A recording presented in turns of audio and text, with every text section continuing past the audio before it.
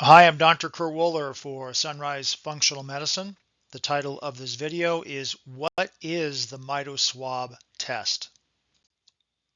So here's the disclaimer for this video. Understanding that the information contained within this video is for educational purposes only. So MitoSwab actually comes from a company, MitoSwab. It's a non-invasive test to evaluate for mitochondrial dysfunction. So the test analyzes activity of specific mitochondrial enzymes, which I'll show you here in a second. And the test is actually taken from a buccal swab, and it's been shown to have approximately an 84% correlation for mitochondrial defects compared to muscle biopsy. Muscle biopsy is the gold standard, and there have been researchers over the years that have looked for alternatives to muscle biopsy just to be able to make it easier to get samples from individuals. So this was a paper that came out a number of years ago in Molecular Genetics and Metabolism.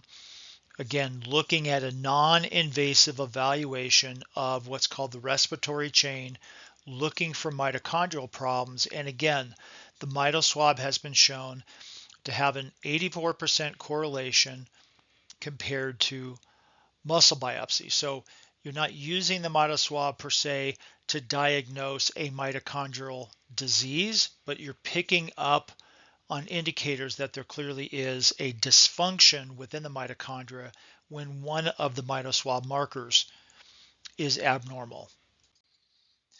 So the initial MitoSwab looks at three different areas. One, citrate synthase.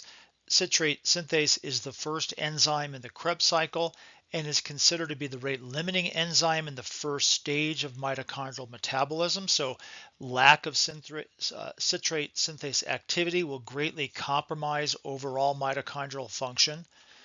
Another point is to look at complex 1. This is the first and largest complex of the electron transport chain. And it can be compromised genetically. Environmental factors can also compromise its function. Also, when complex 1 is dysfunctional, it is the greatest point of oxidative stress or reactive oxygen species formation because there's a lot of electrons that get leaked from complex 1 that can then generate these oxygen radicals that can damage the mitochondria. Complex 4 is really the final official complex of the electron transport chain, at least in electron transfer. And this is the last step where we're converting oxygen into water that eventually then that mechanism leads to the production of ATP, something called adenosine triphosphate, which is the energy currency chemical within our cells. So on the right, we have a typical mitochondria. It's important to understand that the high metabolic energy systems of our body, brain, nervous system, cardiovascular system, musculoskeletal system, cells within those systems have thousands of mitochondria per cell. So these are generating large amounts of ATP. The upper left image is that of the citric acid cycle, also called the Krebs cycle, and so the MitoSwab assesses or analyzes that citrate synthase enzyme, which is the first step in Krebs cycle activity. And then it also looks at complex 1 and complex 4. So what's happening within the electron transport chain is that electrons are being transferred from one protein complex to the next. And essentially, again, we're converting molecular oxygen into water in that final step. You'll notice that other protein, what's a Roman numeral 5, that's what's called ATP synthase. That is the final enzyme that actually makes ATP. So a typical MitoSwab profile, again, looking at citrate synthase, complex 1 and complex 4, you often don't see citrate synthase activity abnormal, at least I haven't in most individuals, but I do see a fair amount of individuals, including many children with autism or other special needs conditions, will either have low levels of complex 4 or often complex 1, sometimes both. In this particular individual, we can see that complex 4 and complex 1 are significantly below the normal range. And so we know that there is just compromised function of the electron transport chain for the mitochondria's ability to make ATP. Okay, and so this is just another visual here. We can see complex 1 and complex 4 in that last individual. Both of those had deficient function. And so we're going to get downstream from that poor ATP production. Well, MitoSwab also has something called the MitoSwab Plus, which is my preferred test to run. And the MitoSwab Plus not only looks at citrate synthase, it looks at complex 1 and 4, but it also adds in complex 2 and then a grouping called complex 2 and complex 3. Okay, so essentially with the MitoSwab Plus, you're getting some additional information and it's grouping or bringing in all of the different complexes, the primary 4 complexes. It's not looking at ATP synthase, but we're adding in information about complex 1, 2, 2 and 3, and then complex 4, just like we get in the regular MitoSwab. So really, ideally is doing the MitoSwab, in my assessment, provides that much more information. So what's interesting is that many of the autistic kids, other special needs individuals as well, often have low activity of the complex 2, complex 3 grouping.